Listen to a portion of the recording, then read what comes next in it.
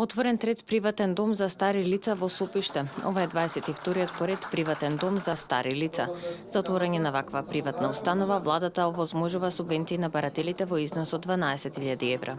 Нашата интенција и нашата заложба како влада е да продолжиме во зголемување на капацитетите на домовите за стари лица и тоа во два сегменти. Најпрво поттикнувајќи ги приватните инвеститори да вложат, да инвестираат и во отворање на нови приватни домови за стари лица и тука имаме одличен напредок. И вториот дел во изградба и отворање на државен дом за стари лица за оние кои што се со пониски примања или пак се материјално необезбедени стари лица. Овој дом за стари лица има капацитет за 40 лица, а засека има 10 вработени дел од персоналот.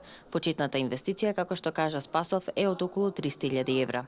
Се роди од кога владата ги понуди субвенциите и грандовите и така дојдовме до идеја да отвориме старски дом. Условите во домот се градени по сите европски стандарди,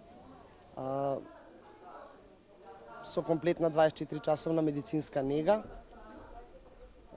Имаме доктори, невролози, физиотерапевт, медицински сестри, болничари.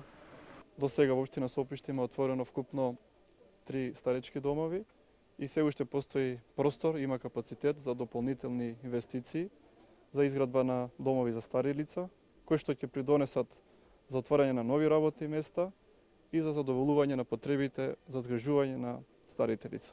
Инаку надлежните информираат дека во фаза на регистрација се околу 6 нови приватни домови за стари лица.